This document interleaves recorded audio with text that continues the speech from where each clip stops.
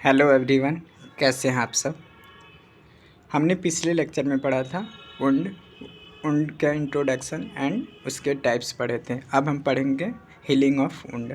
Healing of wound के 4 phase हैं। पहला haemostatic phase, inflammatory phase, proliferative phase and remodelling phase. Healing of wound के 4 step हैं: haemostatic phase, inflammatory phase, proliferative phase and remodelling phase. Haemostatic phase में क्या होता है, blood का स्टॉपेज होने लगता है, ब्लड गिरना और ब्लड का बहना कम हो जाता है। अब हम डिटेल्स में पढ़ते हैं इन्फ्लामेटरी फेज़ को, जिसे लैग फेज़ भी बोलते हैं। इन्फ्लामेटरी फेज़ को लैग फेज़ भी बोलते हैं। जब कभी भी इंजरी होती है तो उसका रिज़ल्ट ये होता है कि वहाँ पे इन्फ्लामेटरी मीडिएटर्स रिलीज होते हैं। Inflammatory mediators mainly histamine release होता है। वो रिलीज का किससे होता है, प्लेटलेट्स से, मास्ट सेल से एंड ग्रेन्युलोसाइट से। और इसके हिस्टामिन के रिलीज होने से वहाँ की कैपिलरी परमिबिलिटी बढ़ने लगती है और फर्स्ट 48 आवर्स के अंदर वहाँ पे PMNL पॉलीमार्फोन्यूक्लियर ल्यूकोसाइट्स डोमिनेंट हो जाते हैं और ये स्कैवेंजर्स का रोल प्ले करते हैं, जिसके वजह से वहाँ पे जो डेड और नेक्रोटिक टिश्यू है उनको ये रिमूव करते हैं। इन्फ्लामेटरी फेज़ लैग फेज़ को देखते हैं। Injury result in the release of mediators of inflammation, mainly histamine from platelets, mast cells and granulocytes. This result in increased capillary permeability. In the first 48 hours, polymorphonuclear leukocytes (PMNL) dominant. They play the role of scavenger by removing the dead and necrotic tissue. दूसरा phase देखते हैं proliferative phase या collagen phase. Proliferative phase या collagen phase ये 3 days से start होता है और 5 डेज तक चलता है, जिसमें PMNL कम होते हैं एंड मोनोसाइट्स इंक्रीज होते हैं। Between 3 to 5 days polymorphonuclear leukocytes diminish in number but monocytes increase. Fibroplasia along with capillary budding give rise to granulation tissue.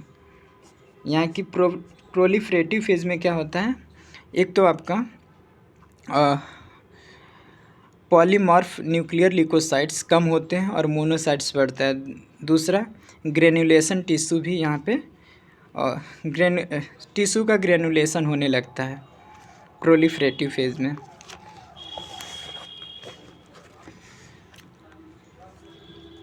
जो ग्रेनुलेशन टिश्यू होता है उसमें फाइबर, जेल और फ्लूइड सिस्टम होते हैं। Fibre, gel plus fluid system होते हैं। Proliferative phase में ही इपिथेलाइजेशन होने लगता है। Epithelialisation occurs mainly from the edges of wound.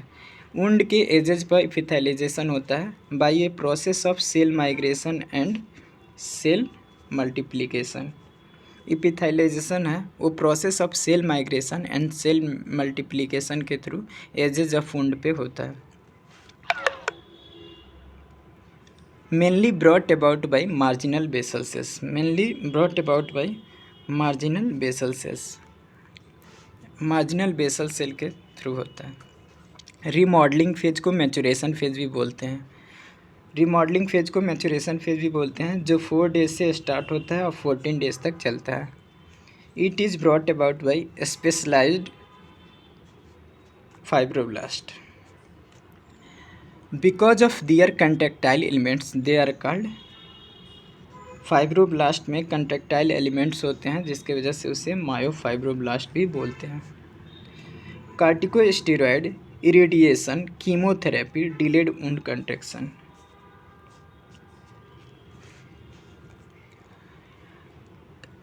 Remodelling phase में, मैचुरेशन फेज में ये क्या होने लगता है, कनेक्टिव टिश्यू का फार्मेशन होने लगता है।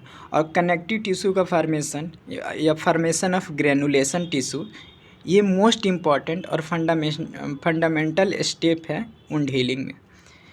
वुंड हीलिंग में जो मेन और फंडामेंटल स्टेप है वो वुंड हीलिंग है. फेज ऑफ स्कार फार्मेशन देखते हैं. Following changes take place during scar formation: fibroplasia and laying of collagen. Fibroplasia and laying of collagen is increased. Vascularity becomes less, यानी डिवेस्कुलराइजेशन होने लग रहा है, ब्लड की सप्लाई कम होने लग रही है. इपिथेलाइजेशन कंटिन्यू चलता रहता है.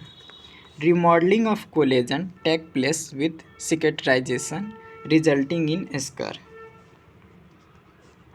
रिमॉडलिंग ऑफ कोलेजन की वजह से स्कार का फॉर्मेशन होने लगता है. वुंड हीलिंग के कॉम्प्लिकेशन क्या क्या हो सकते हैं? इन्फेक्शन हो सकता है, अगली स्कार हो सकता है, किलोइड हो सकता है, इंसिजनल हर्निया हो सकता है, पिगमेंटेशन हो सकता है, मार्जोलिन सल्सर हो सकते हैं.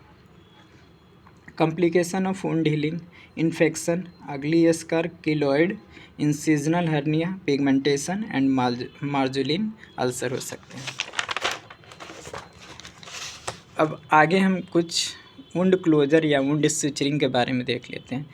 प्राइमरी सूचरिंग है वो विथिन 6 आवर के अंदर करते हैं और इंसाइड या कट वुंड में करते हैं, जिसमें अब जो एजेज हैं, जो ऑब्जेक्ट है वो शार्प होना चाहिए और जो इसके एजेज हैं, वुंड के जो एजेज हैं वो भी शार्प होने चाहिए. वहाँ पे प्राइमरी सूचरिंग करते हैं within 6 hour. Primary suturing within 6 hour. Sharp object से अगर जो इंसाइड या कट लगा है तो उसमें करते हैं. अगर जो प्राइमरी सूचरिंग के साथ वुंड एक्सीजन कर रहे हैं स्किन का, तो वहाँ पे जो एजेस हैं वुंड के वो जैक्ड होने चाहिए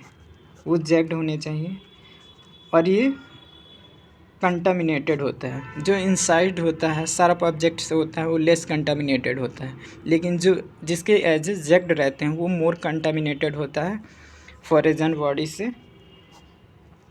और टिश्यू जो यहाँ पे रहते हैं क्रस्ट रहते हैं, डिवाइटलाइज्ड रहते हैं. और इसको भी 6 आवर के अंदर करते हैं within 6 hour. Wound excision and primary suturing, जहाँ वुंड के एजेस जैक्ड हों वहाँ पे करना पड़ता है. Wound excision and delayed primary suturing. Lacerated wound with major crush. अगर जो मेजर क्रश हुआ है, इंजरी हुई है, तो वहाँ लेसरेटेड वुंड में जहाँ मेजर क्रश इंजरीज हुई हैं वहाँ डिलेड प्राइमरी सूचरिंग करते हैं और वुंड का एक्सीजन करते हैं विथिन 48 आवर्स. थैंक यू दोस्तों. अगर आप लोग को वीडियो पसंद आई हो तो प्लीज़ लाइक, शेयर, कमेंट ज़रूर करें और आपकी एक सब्सक्राइब करने से मुझे बहुत मोटिवेशन मिलेगा और आगे भी वीडियो कंटिन्यू बनाता रहूँगा. थैंक यू दोस्तों.